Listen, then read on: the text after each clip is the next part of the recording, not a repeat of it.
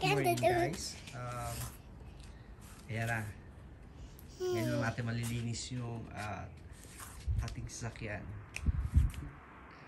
Okay. Ang hirap naman itong gamitin.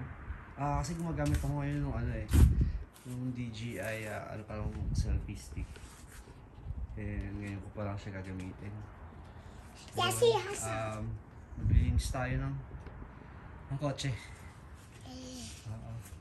Hanggang kaya ng oras natin. Okay guys.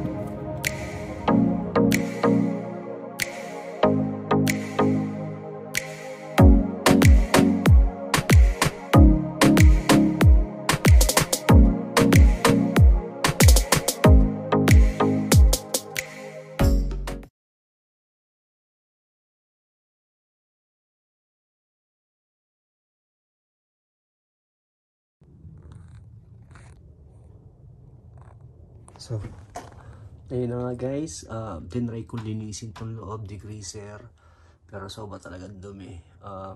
May konting improvement naman kahit pa paano, pero dito talagang hindi ko alam kung paano ginawa nung last na may-ari niya. But anyway, yung kotse nabili ko sa 800 habang tulog yung asawa ko. Hindi niya alam kasi to kaya pagising niya talagang nakagulat na lang siya. Ayan, nilinis ko siya hanggang kaya kong linisin para i-ready na natin. Bali, yan lang kaya ko lang. So, ito yung next episode natin.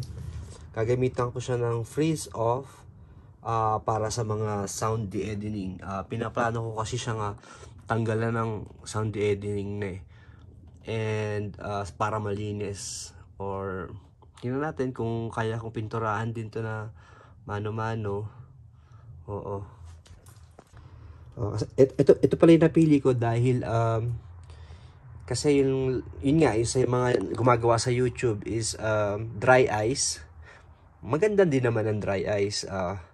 Yun nga lang medyo yung ligpitan ba, yung paano mo siya pagliligpitin mo na ganun. Ito kasi spray mo lang, tapos may pupukpukin mo lang, then pwede mo lang sikwatin. Let's see kung talagang effective to sa next episode siguro to. Ayan na, yun ang kaya ko sa labas. Bali, ayan, sa hood naman tinanggal ko muna yung, sa engine bay, tinanggal ko muna yung hood. Original color talaga niya is white. So, ayan, yung front end talaga niya kulay green. Pero original naman lahat yung mga, ayan, ganyan. Anyway, hanggang dito na lang muna ako. Next project natin is removing sound de-editing.